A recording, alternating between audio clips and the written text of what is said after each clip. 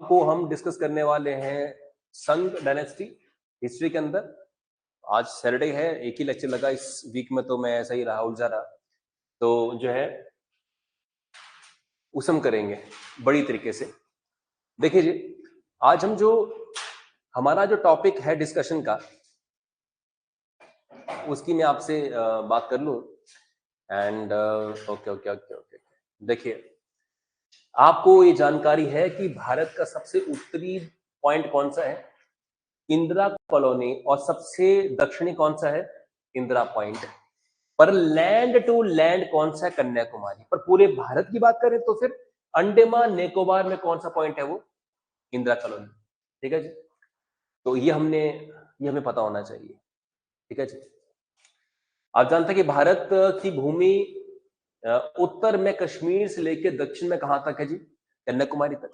और पूर्व में अरुणाचल प्रदेश है इसका पूर्व में पॉइंट। और यहां कहां तक है जी? गुजरात तक फैला हुआ है कि नहीं है? फिलहाल आप इसे नोट नहीं करेंगे, जहां से मैं स्टार्ट करूंगा वहां से आप करेंगे। हाँ जी हाँ जी हाँ जी, हम जो इसे note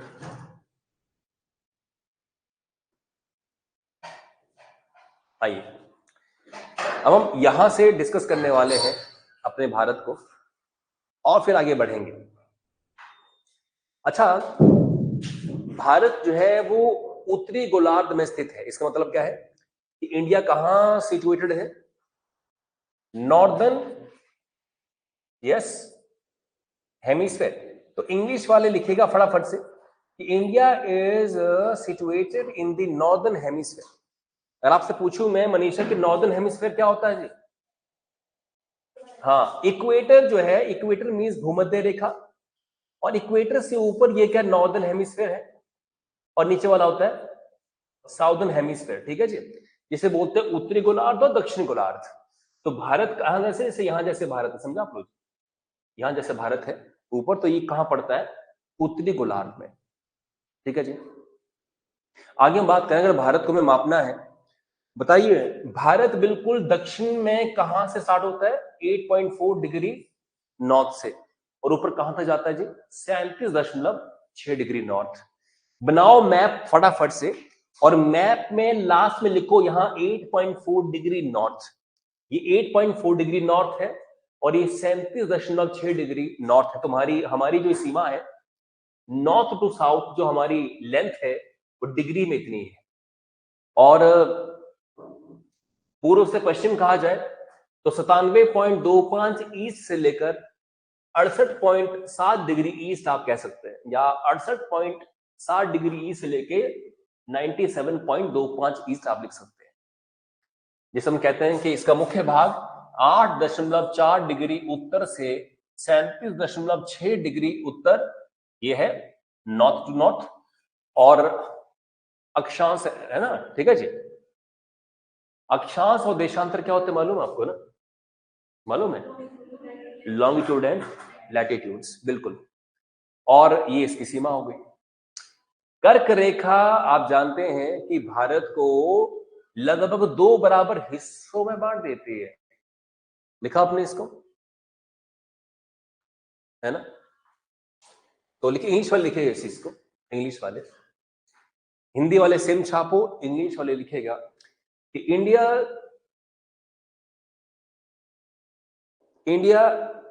is located in 8.4 degree to 37.6 degree north। जल्दी से नोट्स बड़ी से बनाइए। 8.4 degree to 37.6 degree north, and 68.7 degree east to 97.25 degree east, and 97.25 degree east. तो मतलब हिंदी वालों ने ये छाप देना है। इसके बाद अगली बात क्या थी? कर्क रेखा भारत में, उत्तर में देश का लगभग 2 बराबर भागों में बांट देती है। देखिए जी, ये वो लाइन है। कौन सी लाइन है ये? कर्क रेखा। इसे बोलते हैं अंग्रेजी में ट्रॉपिक ऑफ कैंसर। तो ट्रॉपिक ऑफ कैंसर कितने डिग्री होता है जी? यहां 8.4 डिग्री, तो ये कितना है?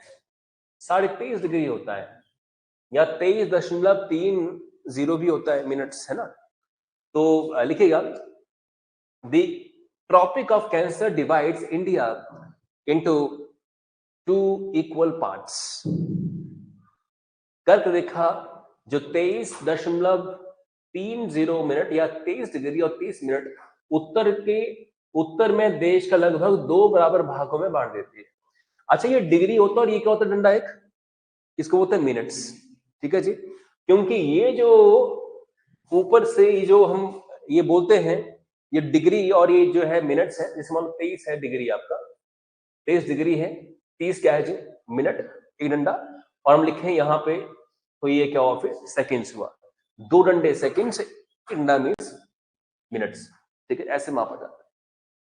अरब सागर में क्या है जी लक्षद्वीप है, और बंगाल की खाड़ी में क्या है अंडमान निकोबार द्वीप समूह है।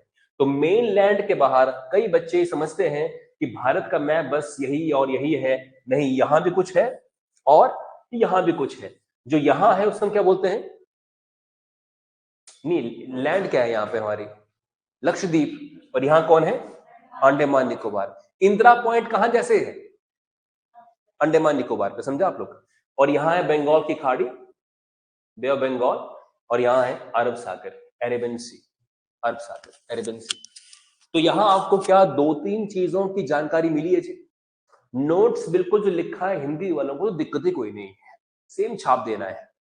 मैं फिर बोलता हूं, भारत का सबसे दक्षिणी पॉइंट बिल्कुल नीचे वाला पॉइंट कितने डिग्री है 8 पॉइंट, और सबसे ऊपर में 37.6, भूलना मत एग्जाम में कई बार। इधर कौन सा है 67.7 डिग्री ईस्ट, और यहां पे 97.25 डिग्री ईस्ट, ठीक है जी, ऐसा है। वो नोट आप सही हुआ जी नोट। अखंड भारत की बात करें, क्या ये अखंड भारत है जी, हाँ है ये अखंड भारत के बारे में आप कई बार सुनते हैं, अखंड भारत लिखने लायक तो नहीं है फिलहाल कि आप उसके नोट्स बनाएं। अखंड भारत कुछ और नहीं, सिर्फ क्या है सोच है। ऐसा मानते हैं कि भारत एक समय पे ऐसा था, बाद में भारत के टुकड़े हो गए हैं। फॉर एग्जाम्पल अगर मैं आपसे बात करूं, ये एरिया क्या है पाकिस्तान है, समझा आप लोग जी, क्या एरिया पाकिस्तान है। हम बात करें तो ये एरिया कौन सा है, नेपाल भारत का अंग था, है कि नहीं है। यहाँ पे क्या है जी बांग्लादेश, ये भारत का अंग था, तो इसे बोलते हैं अखंड भारत।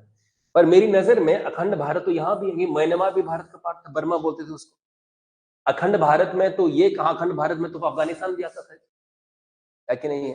तो अखंड भारत खाली बोलने की बात है, अखंड भारत की कल्पना कहां तक है फिलहाल ये मतलब बहुत ही डिबेटेबल चीज है। पर एटलीस्ट इतना, इसको अच्छा ये रंग क्यों दिया भगवा रंग, क्योंकि अखंड भारत की ज्यादातर बात हिंदू संगठन करते हैं, समझा।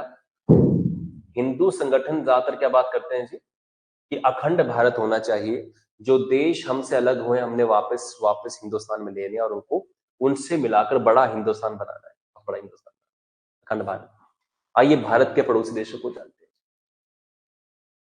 भारत के पड़ोसी देश, बड़ी इंपॉर्टेंट लाइन देखिए, इंडिया और पाकिस्तान को जो सेपरेट करती है, नाम उसका कौन सी लाइन है, red cliff line.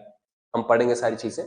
McMahon line India और चाइना को, भारत और चीन के बीच की जो सीमा है उसे क्या बोलते हैं, मैकमोहन लाइन। दुरंत लाइन जो है किसके बीच में है, इंडिया और अफगानिस्तान के बीच में है, ठीक है जी। इंडिया, बांग्लादेश और नेपाल और म्यांमार की जो सीमा है उन्हें किसी नाम से पुकारा नहीं गया, काहे, क्योंकि ये सीमा खींची इंडियन गवर्नमेंट और उन देशों ने मिलकर है, तो इसमें कोई डिबेट नहीं है। अंग्रेजों ने जो लाइनें खींची हैं उनके ऊपर ही सारी डिस्कशंस होती रहती है। पॉक स्टेट क्या है जी, भारत और श्रीलंका, और पॉक स्टेट की बात करें वैसे इंडिया और श्रीलंका की क्या है ये, मालदीव नहीं सॉरी, इंडिया और श्रीलंका के बीच की एक लाइन कह लीजिए आप। फॉर एग्जाम्पल इंडिया का मैप है ना यहाँ पे दी, यहाँ जैसे क्या है श्रीलंका है ना, तो बीच में जो पानी का रास्ता है इसको बोलते हैं स्ट्रेट, क्या बोलते हैं इसको, स्ट्रेट। स्ट्रेट मीन्स पानी का channel between two lands, between two, दो भूमियों के बीच में जो पानी बहता है उसको बोलते हैं स्ट्रेट बोलते हैं। तो ये पॉक स्ट्रेट कहाँ है? इंडिया और श्रीलंका के बीच का जो पानी है, पॉक स्ट्रेट। आप जानते हैं इसी ही रास्ते भगवान राम के जो वानर सेना थी कहां पहुंची थी? और यहाँ एक पुल बनाया हुआ है, नाम उसका राम सेतु।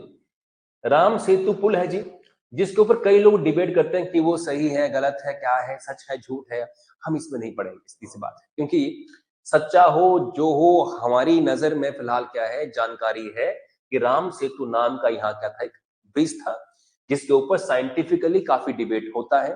धार्मिक रूप से लोग मानते कि नहीं है, और वो उसी ही धारणा पे है कि भगवान राम की सेना पार नहीं कर पा रही थी समुद्र को, नल और नील नाम के दो लोगों ने राम लिखकर पत्थरों को फेंका और तैरते रहे पत्थर, जिस कारण से एक बड़ा सा पुल बन गया। और बोलते हैं कि नल नील जो है उस समय के इंजीनियर थे, राइट, और आईआईटी दिल्ली से पढ़े हुए थे, ठीक है जी। तो ये कहना थोड़ा सा क्या है, थोड़ा सही नहीं है, क्योंकि अगर ये इंजीनियर थे नल नील तो टेक्नोलॉजी कहाँ थी? What was the technology? Technology means आप पत्थर क्यों डूब रहा है, तो उसके पीछे का टेक्नोलॉजी क्या है, साइंस का उसके पीछे की साइंस बताओ। तो वो थोड़ा धार्मिक एंगल है फिलहाल उसको। जैसे मान लो किसी हम मुस्लिम को बोले यार देख जो है एक राम सेतु पुल है, भगवान राम का नाम लिखकर पत्थर फेंके गए थे और वो डूबे नहीं थे, तो बोलेगा बकवास बात कर रहे हो, है कि नहीं? उसका विश्वास नहीं है। पर हम अगर बोले कि देखो बटन ऑन कर रहे हैं, फैन चल रहा है, तो मुस्लिम भी मानेगा और हिंदू भी मानेगा और सिख भी मानेगा इस बात को, है कि नहीं? और हम बोले कि देखो बटन दबा रहे हैं तो गाना बज रहा है, इसे सारे मानेंगे ना? क्यों? क्योंकि ये लॉजिकल है, मानना पड़ेगा। बट अगर मुस्लिम कहते हैं कि हमारे पैगंबर डायरेक्टली कहाँ गए थे, जन्नत, एक घोड़े पे, तो आप क्या बोलेंगे? ऐसा हो ही नहीं सकता, घोड़ा तो उड़ता ही नहीं है, घोड़ा तो नहीं उड़ता है। पर आप अगर कहें कि रावण जो है पुष्पक विमान पे सीता माता को लेकर श्रीलंका गया था, तो आप बोलेंगे हाँ गया था यार, तो मुस्लिम बोलेगा फालतू बात कर रहा है। इट मीन्स जो हमारे विश्वास हैं तो किसी और धर्म के लिए बिल्कुल फालतू बातें हैं, और उनके जो विश्वास है हमारे लिए क्या है, फालतू बातें हैं। तो इसलिए फिलहाल वो डिबेट का मसला ही नहीं है। देखिए जी, इंडिया और अफगानिस्तान की बॉर्डर मात्र कितनी, 100। मैं चाहूंगा कि थोड़ा सा मैप बनाकर, जिनके भी नोट्स नहीं बने हैं बना लें।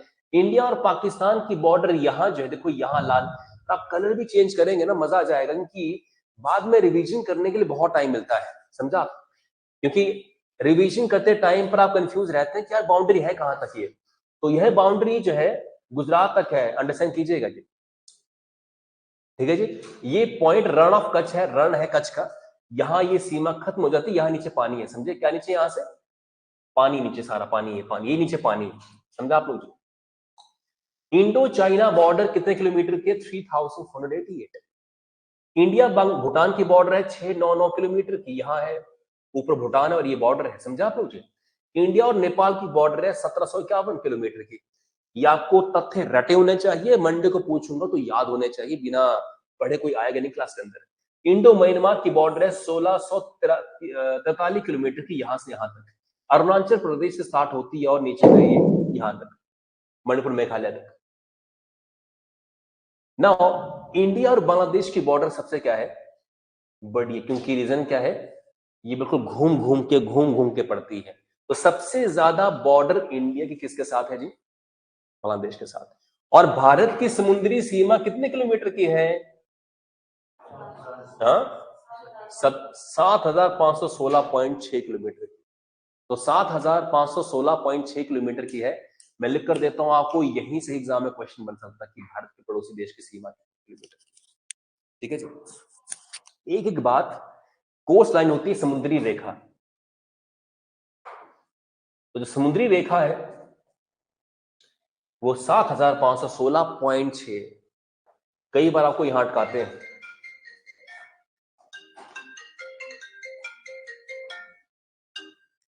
और सबसे बड़ी जो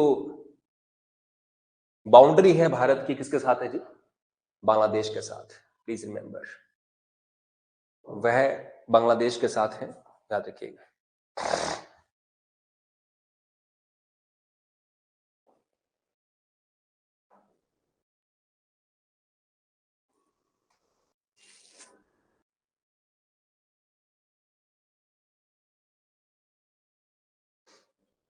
तो नोट जी, नोट करो जरा। अच्छा, तो इसको टिक ही कर लेता हूँ।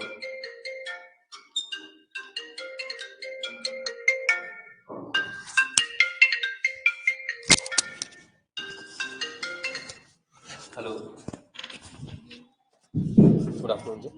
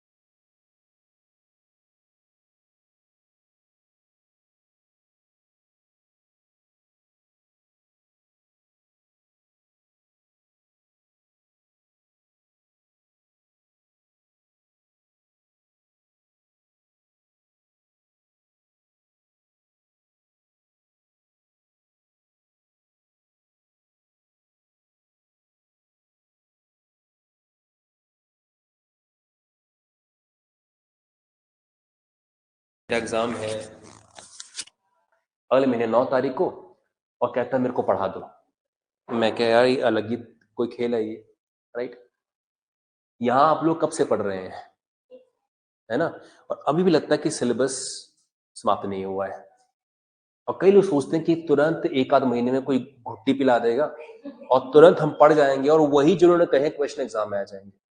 अगर मेरे ही बताए क्वेश्चन एग्जाम में आ जाते हो तो मैं तो अपने बच्चों को बोलूंगा यार मत करो ज्यादा, ये लो लिस्ट क्वेश्चंस की, जाओ, और शायद मैं अपने गांव वालों को ही वो लिस्ट दे दूंगा, तो सब गांव वाले मेरे पैर छुएंगे जब मैं गांव जाऊंगा और पहनाएंगे मेरे को, है कि नहीं है? ऐसा कोई जुगाड़ है ही नहीं है। कई आईएएस आईपीएस अधिकारियों के बच्चे बेरोजगार हैं। ज्ञान ऐसी चीज है जो धक्के खाकर मिलती है, स्ट्रगल करने से मिलती है। तुरंत कोई भी चीज ऐसा जुगाड़ टाइप नहीं है कि कुछ कहीं से पढ़ा और कहीं से निकल गया। जब तक आप अपनी पढ़ाई को कॉम्पिटिटिव एग्जाम के लिए मिनिमम 1 साल नहीं देंगे ना, कुछ उखड़ने वाला नहीं है। कुछ नहीं उखाड़ सकते आप, सीधी सी बात है। जहां से कुछ भी कर लीजिए, कुछ नहीं होगा। समझा आप लोग? अब ज्योग्राफी हम कब से पढ़ रहे हैं, और ज्योग्राफी में कितनी सारी बातें हैं जो मैंने पढ़नी है, और इतना आसान नहीं है कोई भी चीज को क्रैक करना। कंपटीशन है, आपके सामने चुनौती है, चैलेंज है। आप आगे तभी जा पाएंगे जब आपने उतनी एफर्ट लगाए होंगे, मेहनत की होगी, और कोई सोल्यूशन है नहीं इसका। चलिए जी, बाउंड्रीज इंडिया और पाकिस्तान के साथ हैं, मैं आपको सीधे रेड क्लिफ के ऊपर लेकर आता हूं। ये जो रेड क्लिफ लाइन है, रेड क्लिफ लाइन है जी, कहां है? गुजरात के कच्छ के रण से होते हुए जम्मू तक है। देखा आपने ऊपर तक? इसका लाइन, इसका नाम क्या है जी? Red Cliff. देखा आपने लाइन को? पिछले मैप में आपने लाइन देखी थी, कहां से स्टार्ट होती है भाई? ये गुजरात से, और कहां तक जाती है? जम्मू तक, राइट? हाँ, तो लिखिए red cliff line starts from Kutch area of Jammu, Rann of Kutch of sorry Gujarat, Rann of Kutch, Rann of Kutch of Gujarat to the Jammu and Kashmir, to the Jammu and Kashmir. ठीक है जी? This boundary is between India and Pakistan. Hindi वाले तो सेम छापिए, ये जो सीमा है वो भारत और पाकिस्तान के बीच में है। This boundary is between India and Pakistan. ठीक है जी? ये सीमा भारत और किसके बीच में है? पाकिस्तान के बीच में। किस एरिया में? ये एरिया आप देख सकते हैं, है ना? एक एक बात को आपने याद रखना है। एक टाइम पे आप जानते हैं ये पाकिस्तान तो पाकिस्तान था ही था, ये एरिया भी क्या था जी? तो उस समय पे जब ये रेड क्लिफ लाइन बनाई गई थी ना, तो इसे बोलते थे वेस्ट पाकिस्तान। क्या बोलते थे जी? पश्चिमी पाकिस्तान। क्योंकि ये क्या था उस समय पे? ईस्ट पाकिस्तान। समझा आप लोग? ये था पूर्वी पाकिस्तान, पूर्वी पाकिस्तान। आज यही पूर्वी पाकिस्तान क्या बन चुका है? बांग्लादेश। तो बांग्लादेश एक समय पे पाकिस्तान का हिस्सा था और अलग देश बन गया 1971 में। सारी बातें पढ़ेंगे, मगर आगे हम डिस्कस करते हैं। अच्छा, इसका नाम रेड क्लिफ लाइन क्यों है? क्योंकि उस समय पे एक सीमा आयोग बनाया गया था, सीमा आयोग, जब भारत और पाकिस्तान का बंटवारा हुआ। क्योंकि मोहम्मद अली जिन्ना नाम के एक मुस्लिम लीडर थे। उन मुस्लिम लीडर की डिमांड क्या थी? एक अलग देश जिसमें मुस्लिम बहुसंख्यक रहे, पाकिस्तान। समझा आप लोग जी? तो पाकिस्तान होगा क्रिएट, पर सीमा तो बनानी थी कहीं ना कहीं। ये जिम्मा किसको मिला था? सर सिरिल रेडक्लिफ को। CYRILL और रेडक्लिफ REDCLIFF, ये था नाम। ठीक है जी? ये क्या थे? इंग्लैंड में क्या थे? वकील थे, जिन्हें फोटोग्राफी का कोई पूर्व ज्ञान और अनुभव नहीं था। इस बंदे से लाइन खिंचवा दी, कर लो बात। राइट? अंग्रेजों ने हमसे मजाक ही किया है, राइट? जिस बंदे को, जो बंदा वकील रहा हो, जिन्हें फोटोग्राफी का नॉलेज तक नहीं हो, उससे लाइन खिंचवा रहे हैं, उससे लाइन खिंचवा रहे हैं। तो लिखिएगा, when India and Pakistan got divided, ये line, when India and Pakistan got divided, then a boundary commission was formed, then a boundary commission was formed. Hindi वाले तो बस मुझे मत देखिए, लिखते जाइए यहां इस लाइन को, यहां तक। Boundary commission whose chairman was Sir Cyril Radcliffe, whose chairman was Sir Cyril Radcliffe, जिसका अध्यक्ष कौन था जी? अब ये आदमी कोई ज्योग्राफर नहीं था, कोई जियोलॉजिस्ट नहीं था, कोई ज्ञान नहीं था इसको इस तरह का। एक वकील था, he was a lawyer in England. ये इंग्लैंड में एक वकील था जिन्हें कोई भी फोटोग्राफी का नॉलेज नहीं था, अनुभव नहीं था। उससे लाइन खिंचवा दी, मौज कर दी यार, है ना? खिंचवा दी लाइन रेडक्लिफ। क्या इस लाइन पे कोई डिस्प्यूट है जी? इस लाइन पे कोई डिस्प्यूट फिलहाल नहीं है। डिस्प्यूट का मतलब होता है कि हमें लगता हो कि ये हमारा एरिया, उनको लगता है कि उनका एरिया। विवाद, कोई डिस्प्यूट, कोई विवाद नहीं है।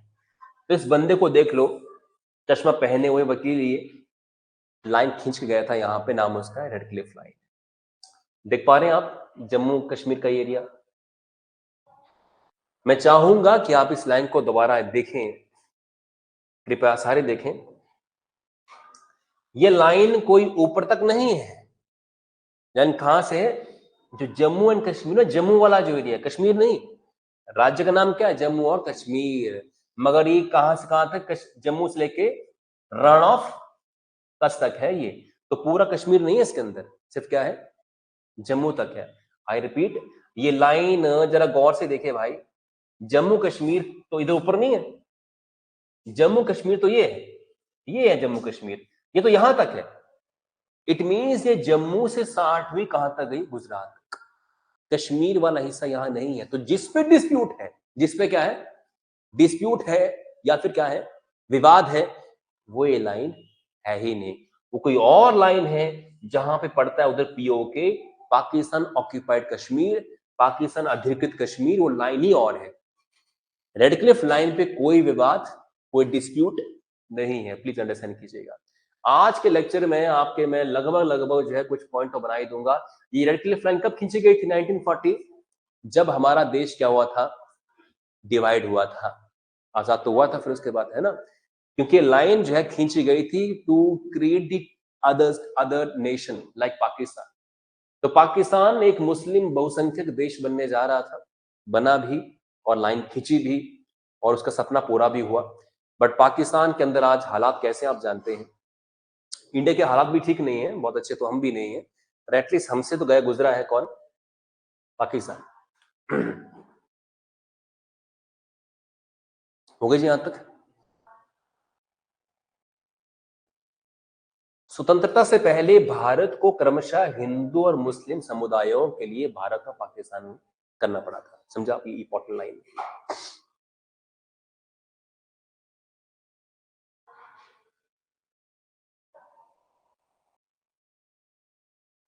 सर क्रीक, नेक्स्ट लाइन है सर क्रीक। अब आप कहेंगे सर क्रीक की लाइन कहां है भाई?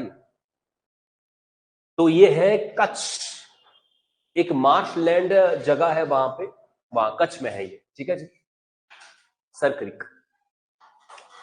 तो आप जानते हैं कि गुजरात का कुछ इलाका है जो ये रन ऑफ कच्छ है, समझा? तो यहाँ पे बीच में क्या है? पानी है, बीच में पानी और लैंड है, समझा आप? ऐसा है। ये सिंध है, इस तरफ क्या है? गुजरात है, समझा आप लोग? पाकिस्तान का कौन सा इलाका है जिस तरफ को? सिंध। और यहाँ कौन सा है? गुजरात है, गुजरात। सिंध, गुजरात, मराठा, पंजाब, उत्कल, बंग, सुना आपने? तो तब चूंकि भारत अलग ही था ना, पाकिस्तान हमारा हिस्सा था, तो गुजरात, सिंध, गुजरात, मराठा, सिंध, गुजरात और फिर नीचे मराठा, वो था हमारी बाउंड्री। वो दिखाता था कि भारत कहां से कहां तक है। अच्छा, ये सर क्रीक क्या है? एक बाउंड्री लाइन का नाम है, समझा आप लोग जी? सर क्रीक क्या चीज है? एक बाउंड्री लाइन का नाम है। कहां है ये रण में भारत और पाकिस्तान के बीच विवादित है। क्या है ये? कंट्रोवर्शियल है, डिस्प्यूटेड है। पानी की एक 96 किलोमीटर की लंबी पट्टी है। ये सीमा किसके ऊपर है? पानी के ऊपर, समझा आप? जल की इस धारा को मूल रूप से बाण गंगा भी कहा जाता है। सर क्रीक सीमा रेखा का ये नाम एक ब्रिटिश प्रतिनिधि के नाम पर रखा गया है। सर क्रीक की ये धारा पाकिस्तान के सिंध प्रांत को गुजरात से के कच्छ क्षेत्र से अलग करता है। तो गुजरात का कच्छ वाला इलाका जो है ना, गुजरात का कच्छ वाला इलाका और वहां का पाकिस्तान का सिंध वाला इलाका जो है, यहां से अलग होता है। अब लिखिए हिंदी वाले यहां से कि ये सर क्रीक एरिया कहाँ है? कच्छ, और इसे मार्श लैंड एरिया भी कहते हैं। लिखिएगा जरा। This boundary line is approximately 96 kilometer long. This boundary line is approximately 96 kilometer long. This boundary line is approximately 96 kilometre long. और यह भारत और पाकिस्तान को गुजरात मैं क्या बोल रहा हूं, सॉरी, हिंदी तो है ही है ना। This line separates India and Pakistan in Gujarat and Sindh region, in Gujarat and Sindh region, in Gujarat and Sindh region, in Gujarat and Sindh region. This boundary line is actually line on the water. This boundary line is actually line on the water. This boundary line is actually line on the water. This boundary line is actually line on the water. This boundary line is actually line on the water. This is also known Ban Ganga. This is also known as Ban Ganga, इसे बाण गंगा भी कहा जाता है। This is also known as Ban Ganga. This is named as Sir Creek boundary. This is named as Sir Creek boundary on the name of British representative. On the name of British representative. ठीक है जी। Sir creek का ये जो boundary है, ये जो पानी है, सर क्रीक वाला जो पानी है ना, यहाँ जो बाउंड्री का पानी है, ये कहाँ गिरता जाकर? अरेबियन सी में, अरब सागर में गिरता जाकर। अरेबियन सी अरब सागर में जाकर गिरता है। ठीक है जी, अरब सागर में जाकर गिरता है। समझिएगा बात को। तो हमारे पास जो अपॉर्चुनिटी है ना, यहाँ गुजरात के रण वाले इलाके में ना, यहाँ बढ़िया है। यहाँ काफी ज्यादा क्या है? पोर्ट है। क्यों ज्यादातर व्यापारी गुजराती हुए? आंसर दो मेरे को। आज हम यहाँ डिस्कस करने वाले हैं क्यों ज्यादातर व्यापारी गुजराती हैं। गुजरात का क्या डीएनए ऐसा है कि वो व्यापारी बन गए? हाँ जी। अच्छा, गुजराती ही क्यों व्यापारी बने? हम इंडिया के मैप को देखें ना, यहाँ से बड़ा सही सवाल है। गुजराती ही क्यों व्यापारी बने? यहां क्यों नहीं व्यापारी बने राजस्थान के अंदर?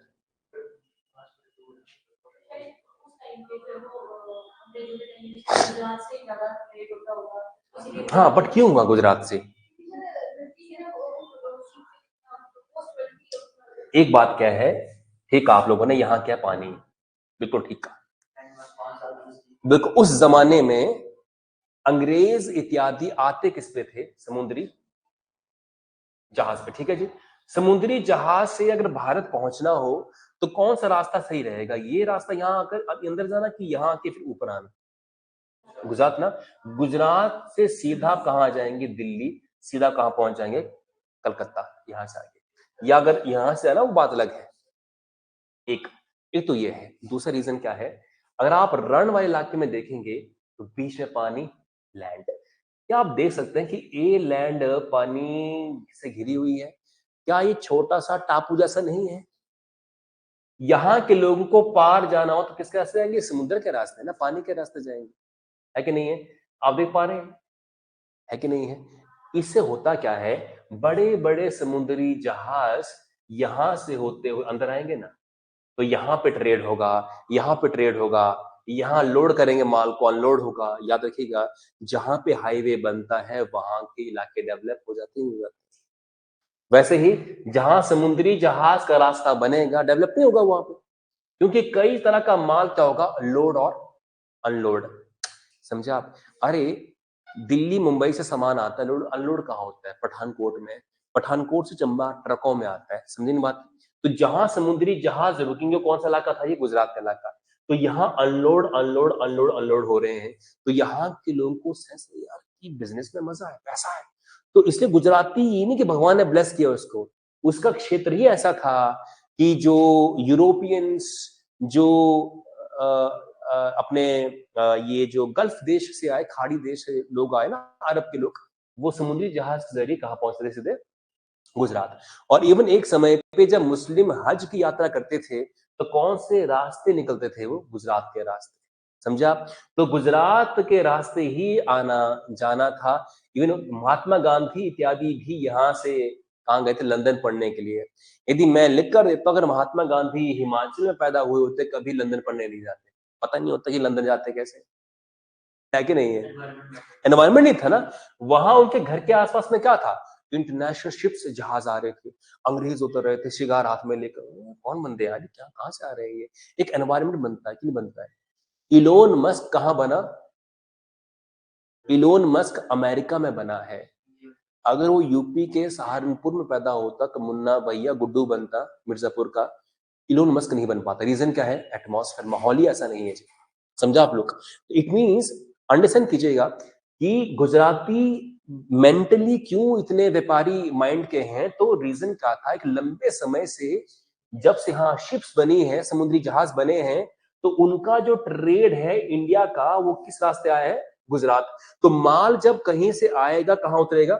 गुजरात। और इंडिया से कहीं जाएगा तो कहां से जाएगा जी? गुजरात से जाएगा, मेनली गुजरात से था, जिस कारण से गुजरात की वैल्यू जो है वो बढ़ गई और वहां व्यापारी हो गए और बन गए, ट्रेडर आ गए, इत्यादि आ गए। तो एक और आज की डेट में आपको बताऊं, गुजरात का आदमी चाहे स्कूल का टीचर होगा, बिजनेस पक्का करता है, सारे बिजनेस माइंडेड होते हैं। गुजराती आदमी गवर्नमेंट जॉब कभी नहीं करता है, उसका मानना है कि गवर्नमेंट जॉब करना मतलब अपनी लाइफ खराब करना, ऐसा वो मानते हैं। ठीक है जी। अब ये डिस्प्यूटेड है, इसमें हम फिलहाल इतनी टिप्पणी नहीं करेंगे। एक बार खबर आई थी कि हरामी नाला है, ठीक है नाम ही ऐसा है इसका। तो ये क्रीक रेखा नहीं, क्रीक रेखा, जो क्रीक रेखा है उस इलाके में एक हरामी नाला है, उसमें पाकिस्तान की नौका को जब्त किया गया था। तो एक नौका जो है हवा से बहती हुई यहाँ आ गई थी। अब क्रीक लाइन लेकर, पानी पे है ना लाइन, वो तो है कि नहीं, वो लाइन किस पे है जी, देखो जी, है कि लाइन है पानी की, देख पा रहे हैं आप इसको, व्हाइट व्हाइट को, लाइन है। तो एक कश्ती जो थी ना, वहां से होती हुई इंडिया में दाखिल हो गई इस लाइन। तो वहां की हमारी नौसेना ने इसको जब्त कर लिया और देखा कि क्या अंदर है, इसके नहीं है। कई बार वहां से कई लोग हैं जो इलीगल तरीके से यहाँ पहुंच जाते हैं, हमारी जो नेवी है ये इनको रोकती है, या फिर हमारे जो कोस्टल गार्ड है वो उनको रोकते हैं यहाँ आने से। और मुंबई पे जो हमला हुआ था वो भी, पर इस रास्ते नहीं आए थे वो मुंबई रास्ते पहुंचे थे, वो वाटर के रास्ते आए थे। ठीक है जी। एलओसी क्या है हम जानने वाले हैं। लाइन ऑफ कंट्रोल नाम सुना आपने? एलओसी फिल्म का नाम भी है। फिल्म, इंडिया की सबसे बड़ी फिल्म कौन सी है? एलओसी कारगिल, 4 घंटे की है, देखिए आपने।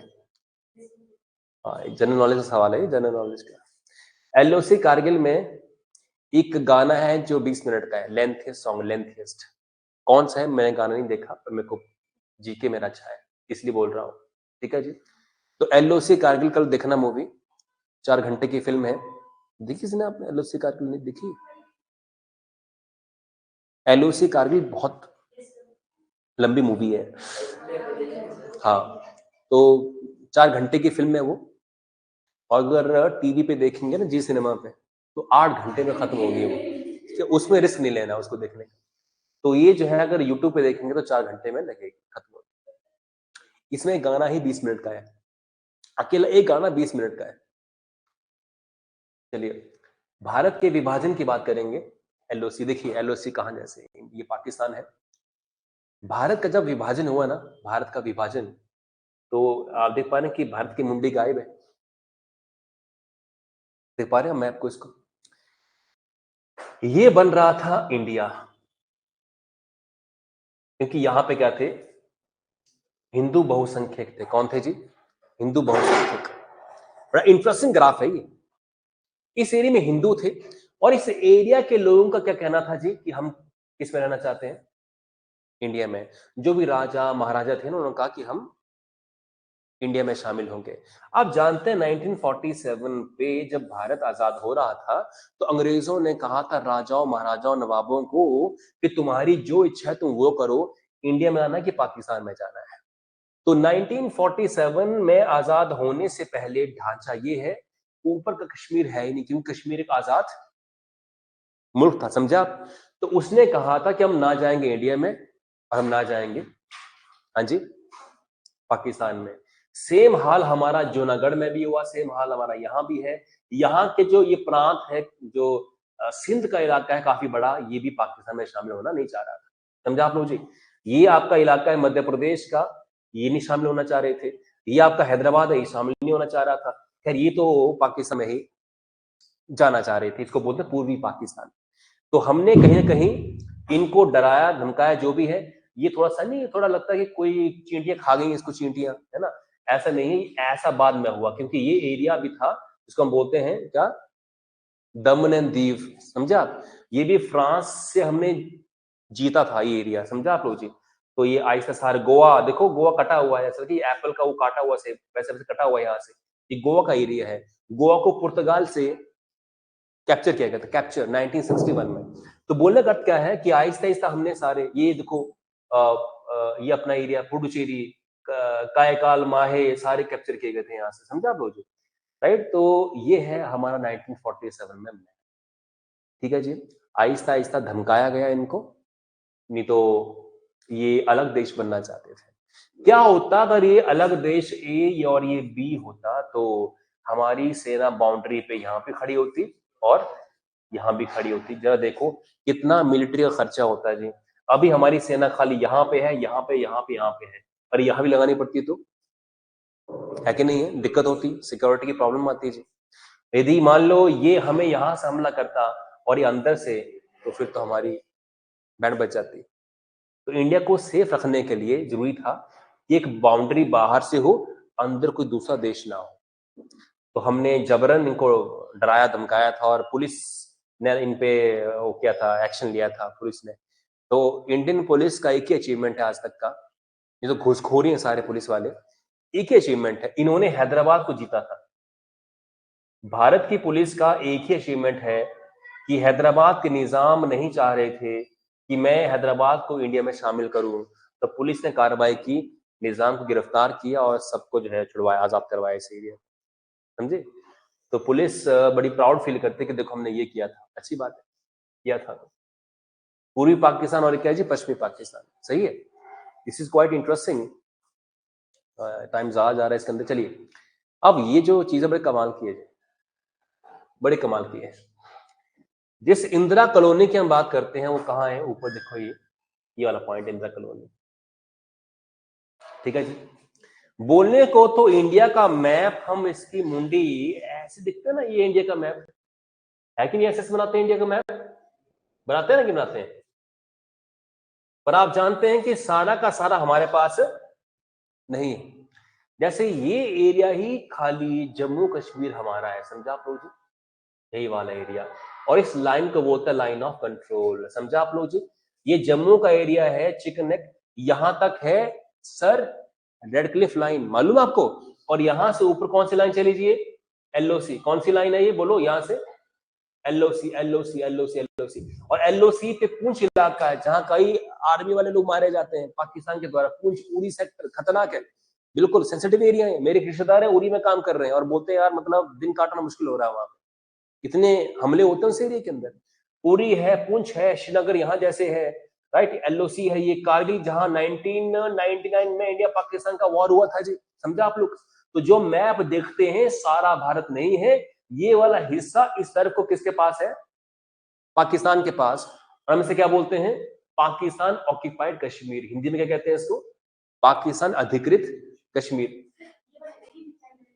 हाँ, ये चीन को दे दिया किसने? पाकिस्तान ने। Area ceded to China by Pakistan, चीन ने एरिया पाकिस्तान को दे दिया, सॉरी पाकिस्तान ने ये एरिया चीन को दे दिया, उसके बाप का था ये एरिया, राइट? इट मींस इस एरिया पे क्या था जी? डिस्प्यूट था, झगड़ा था इंडिया और पाकिस्तान का। पर था किस कब्जे में? ये पाकिस्तान के कब्जे में है। पाकिस्तान चाहे तो इस पूरे एरिया को चीन को सौंप सकता है। क्या करेंगे हम लोग? सिक्योरिटी तो मैं यहां तक हुई ना, सिक्योरिटी हमारी, जहां हमारी फौज ही नहीं है, उस एरिया में पाकिस्तान के लोग हैं, पाकिस्तान की फौज है। ये एरिया जो है पाकिस्तान ने दे दिया किसको? चाइना को। काराकोरम दर्रा जानते हैं कहां? जैसे ये जी काराकोरम दरिया, और ये 1962 के युद्ध में चीन ने हमसे छीन लिया था, और इसका नाम है अक्साई चीन एरिया।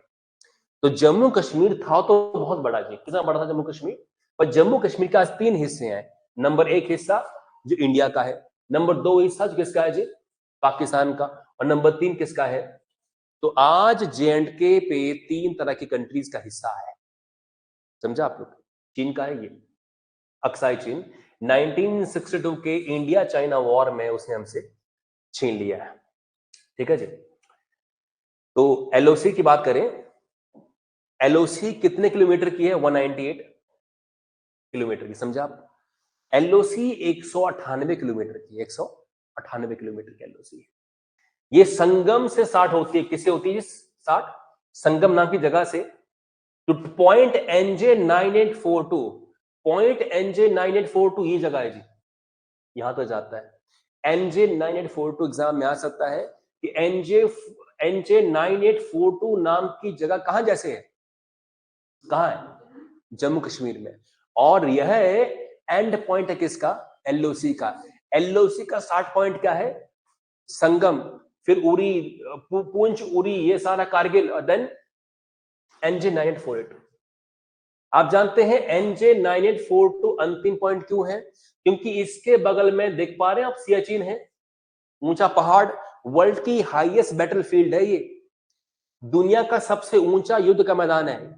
क्या है? दुनिया का सबसे ऊंचा युद्ध का मैदान सियाचिन। और एक फौजी की जब ड्यूटी सियाचिन में होती है ना, आधी उसकी लाइफ खत्म हो जाती है। क्यों? इतनी ठंड और कोल्ड यहां पर है कि एक वीडियो मैंने देखी थी, -30, -35, मतलब इस समय सर्दियों में तो बुरा ही हाल है ना, इस समय तो पूछो मत, -40, -45 डिग्री सेंटीग्रेड अंडा जमा होता है। अंडा टूटी, हथौड़ी से अंडा नहीं टूट रहा था, हथौड़ी से उन्होंने मारा किसको? टमाटर को, टमाटर टूट ही नहीं रहा था। हाँ, काटा उसको और नीचे फेंक रहे हैं, नहीं कर रहे। क्या लाइफ होगी?